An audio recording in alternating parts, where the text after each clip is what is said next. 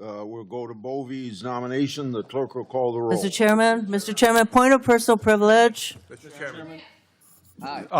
Chairman, Point of according to personal- Rule 4 of the committee, we have the right to continue to debate this nomination. No. I'm invoking Rule 4 of the committee. We have the right to debate this nomination. You're And out of order. I'm seconding Mr. Senator Chairman? Booker's demand for a vote on his request to hear from the whistleblower. Mr. Chairman, you should at least acknowledge my Rule 4 point of order. You're out of order. I don't understand this. What are you afraid of about even debating this? by proxy. Putting things on the record, hearing from every senator, dear God, that's what our obligations are. It's to state our reasons for debate. At least address the Rule 4 point of order that we're calling. There's no need to rush this. What are we afraid of? We're not pressing for the 2-hour rule like you all did when you were in the minority. We're simply asking for a credible amount of time to air our concerns before the vote. We respect each other in this committee. We respect the understanding that we have things to say.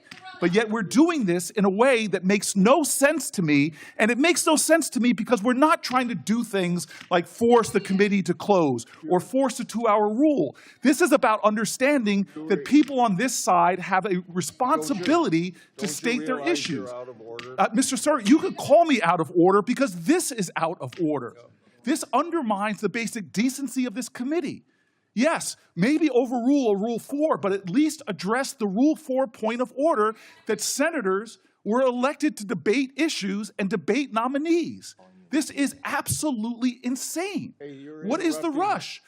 Sir, I am interrupting because you're interrupting a regular point of order. At least address my point of order. I have the right to do that by the rules of this committee. If you want to overrule the rules of committee, then do so. But this is not in any way in order. You are obligated to address a point of order according to the rules of this committee. You could overrule me by a Senate vote. You're violating your own rules. The parliamentarian has been clear about this. The parliamentarian has been clear. You could overrule the point of order I'm doing, but you have to follow the precedents and procedures of this committee. This is outrageous that you're not allowing senators to have their fair say before a controversial nominee is being done. This is unbelievable. This is unjust. This is wrong. It is the further deterioration of this committee's integrity. With a person like this, what are you afraid of? Are you afraid of hearing from Chris Coons? From hearing from one of my colleagues? From hearing from Adam Schiff? What is the fear here? Have at least the decency to have a vote on my point of order regarding Rule 4. I have respect for you, Mr. Chairman. We've served together for more than a decade, but this is outrageous. This is unacceptable. This is wrong. It is wrong. And why? Why? What is the rush to take another half hour to listen to people? What is the rush? What are we afraid of, Mr. Chairman? What are we afraid of? I do not understand why senators can't debate a nominee as we've done when both sides have been in the majority to take the time. What is the thing that you are so afraid of from hearing from my Senate colleagues? This is a violation of the precedents of this committee. We're not trying some stunt here to try to force a 2-hour rule like you all did when you were in the minority. We just want to be heard before a controversial vote. Sir, this is wrong, and you know it. You are a person of integrity. How could you be doing this? At least have a vote on my point of order. Sir, with all appeals to your decency, with all appeals to your integrity, with all appeals to past jurisdiction and past precedent, why are you doing this? This is outrageous. This is a kangaroo court. That's all we have here, Mr. Chairman. This is wrong. To violate your own rules without going by the mandates of the parliamentarian. This is unbelievable. There's a way to do this. If you want to force this through, if you want to ram this through, there's a way to do it in accordance to the rules as spelled out by the parliamentarian. It is simple. It is clear. There's a pathway to achieve what you're trying to achieve.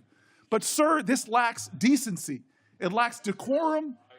It shows that you do not want to simply hear from your colleagues. This is absolutely wrong. And sir, this is to me one of those moments where we are not showing common respect for each other on both sides. I have sat here when we were in the majority and listened to my colleagues' arguments, listened to their passionate statements, and then we voted. This is not that. This is us simply trying to rush through one of the most controversial nominees we've had under this presidential administration.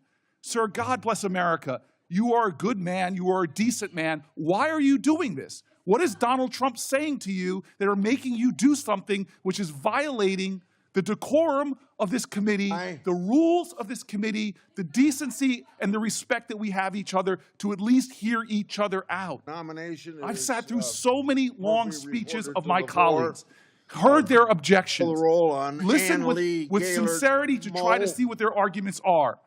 But we are not doing that. Sir, this is wrong, and you know it. There are some people on this committee who are the least firebrand people, and they've walked out.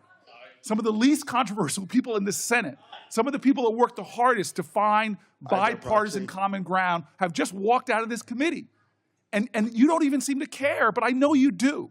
I know your heart, Senator Grassley. This is wrong. I know the kind of person you are, and you know this is wrong. This is not necessary. What is another half an hour to allow senators to be heard? It's what the Constitution mandates. It's the ideals of the United States Senate. The world's most deliberative body should take a decent amount of time to deliberate. But here we're not doing that. Here we are jamming this through with some sense of false urgency. It's one thing not to hear from whistleblowers. It's another thing not to hold another hearing. Gaylord, Moe But to will not be even allow my colleagues out of favorable to have their vote. moment to Now we speak go against to this justice Gordon Pratt. is just wrong. And I know you know this. I know you know this. The only time this rule has ever been overturned by both parties was done when one minority was trying to pull some stunt to stop the committee from hearing. This is not that. This is not the 2-hour rule. This is a basic element of the ideals of this committee, sir. It is the basic understanding of having debate and deliberation. It's a basic understanding of we can listen to each other even if we disagree, that we should have time and space and a forum to listen. Sir, this is just wrong in every way. It is wrong in every single way. This is an abuse of power. It's an undermining of the well-being and the integrity of this Senate and this committee that I for so long, I have been so honored to be a part of. This is wrong, sir, and I join with my colleagues in leaving.